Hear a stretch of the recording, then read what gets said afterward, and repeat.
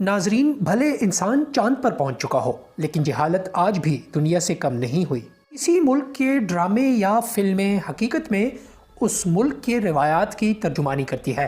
ہندوستان کی فلموں اور ڈراموں میں زیادہ تر ناگن اور ڈائن پر بنتی ہیں، جس میں عورت کو ڈائن بنتا دکھایا جاتا ہے۔ یہی وجہ ہے کہ 21ویں صدی میں ہونے کے باوجود ہندوستان میں ایسے واقعات رونما ہوتے ہیں کہ یقین کرنا مشکل ہو جاتا ہے۔ بھارت کے کچھ ریاستوں میں آج بھی کچھ خواتین کو ڈائن سمجھ کر ان پر ظلم کیا جاتا ہے۔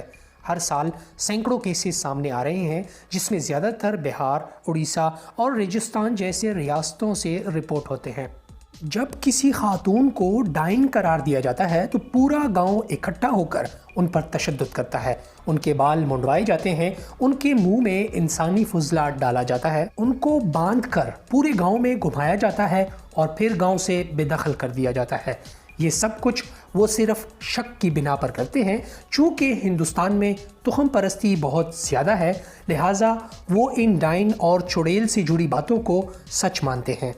ذرائع کے مطابق اگر گاؤں میں کوئی بیماری آتی ہے یا کوئی فوت ہو جاتا ہے جس سے اس خاتون کا بلا واسطہ کوئی تعلق ہو تو اس کے بارے میں چیمگوئیاں شروع ہو جاتی ہیں کہ فلاں عورت ڈائن بن چکی ہے، اور پھر بات تشدد تک آ جاتی ہے۔ بعض اوقات تو پنچایت بیٹھ کر باقاعدہ اس عورت کو ڈائن ڈکلیئر کر لیتی ہے۔ اس کے بعد تو رشتہ دار بھی کچھ نہیں کر سکتے، سب مل کر زبردستی عورت پر تشدد کر کے گاؤں سے بے دخل کر لیتے ہیں۔ ماہرین کے مطابق اس طرح برتاؤ کا شکار زیادہ تر بیوہ عورتیں ہوتی ہیں یا جن کے آگے پیچھے رشتہ دار زیادہ نہ ہو، بلکہ یہاں تک بھی دیکھا گیا ہے کہ خوبصورت مگر غریب عورتوں پر ایسے الزام لگا کر پھنسایا جاتا ہے تاکہ ان کو جنسی طور پر ہراساں کیا جا سکے۔ ہندوستان میں باقاعدہ اس کے خلاف قانون سازی کی گئی ہے، لیکن ہر سال کیسز بڑھتے ہیں، کم نہیں ہوتے۔ دوستو، مزید دلچسپ اور معلوماتی ویڈیو کے لیے ہمارے چینل کو سبسکرائب کرنا نہ بھولیں، ساتھ دیے گئے بیل آئیکن کو کلک کر لیں۔ انشاءاللہ اگلی کسی ویڈیو میں آپ سے پھر ملاقات ہوگی۔ اللہ حافظ۔